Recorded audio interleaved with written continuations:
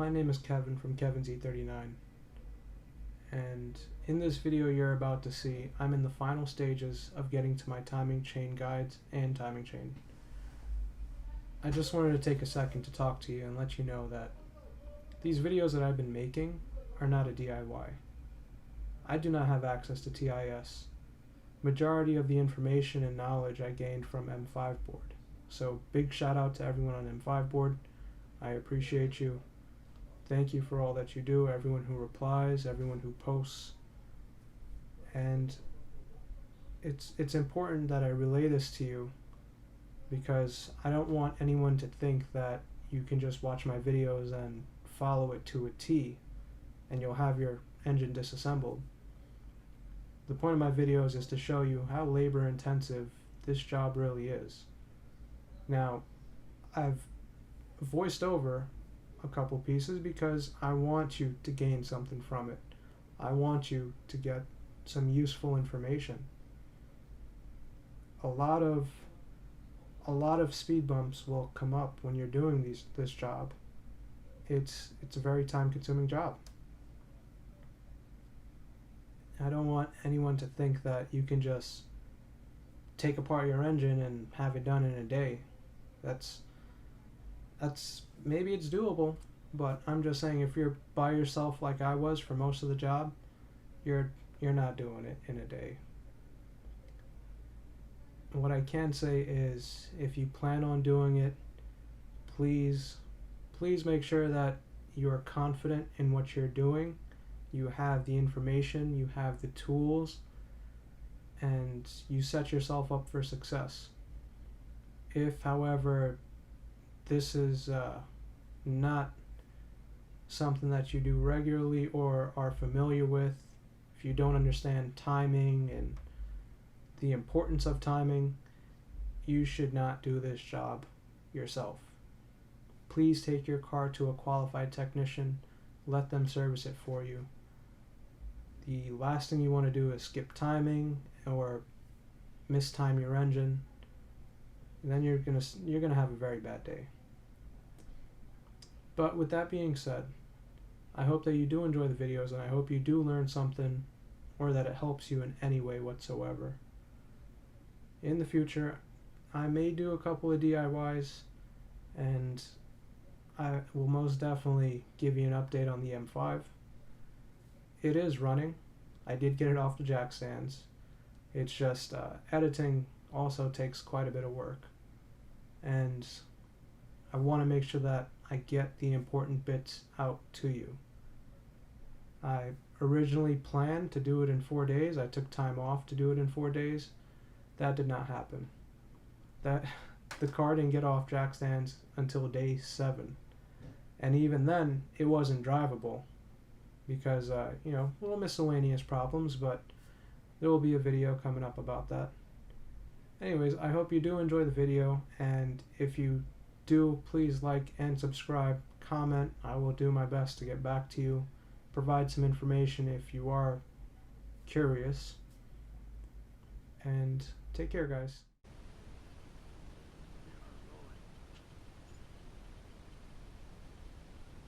Old Vanos gears out.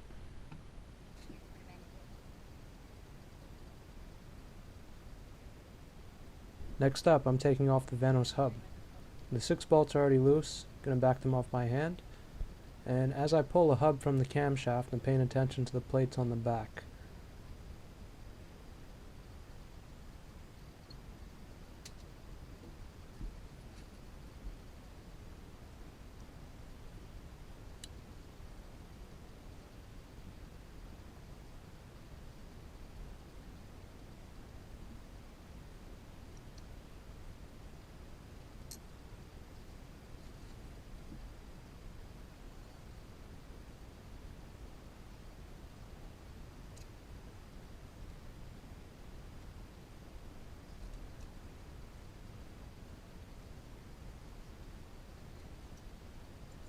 Now slowly removing the sprocket to get the chain off, then putting the sprocket back on, then very carefully lowering the chain so that I don't nick the head gaskets.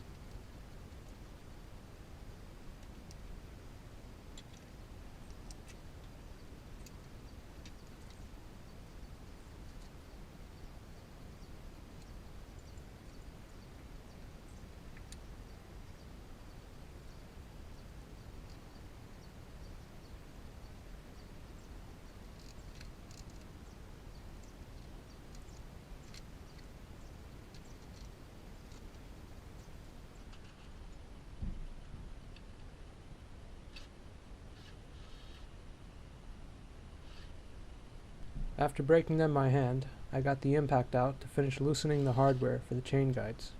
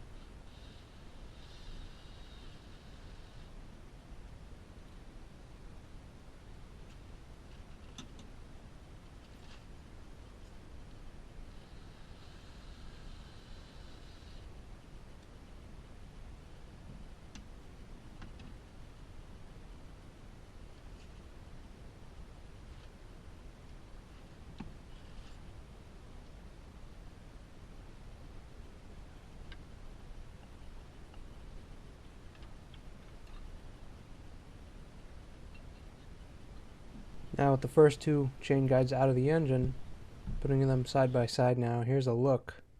The one on the left is our original, and that thing is done.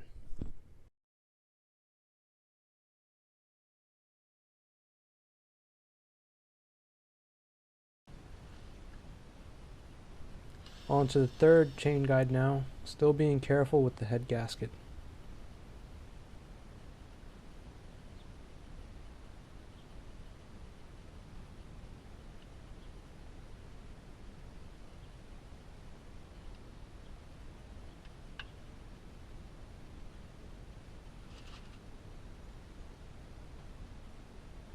New guide rails go on, and there's a dowel that it slides onto. As soon as I catch it, I'm going to secure the hardware, and at the very end is when I'm going to torque everything down.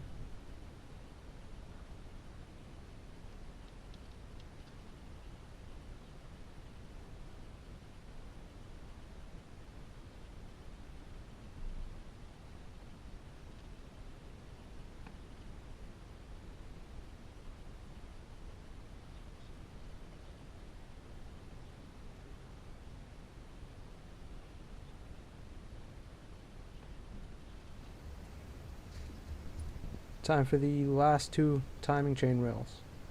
There's also a dowel for that center piece, the one that's shaped like a horseshoe, and you kind of have to adjust it to get the hardware to secure. After that, I'm just going to tighten it down by hand a little bit, make sure it's snug, and again, have to torque all the bolts down.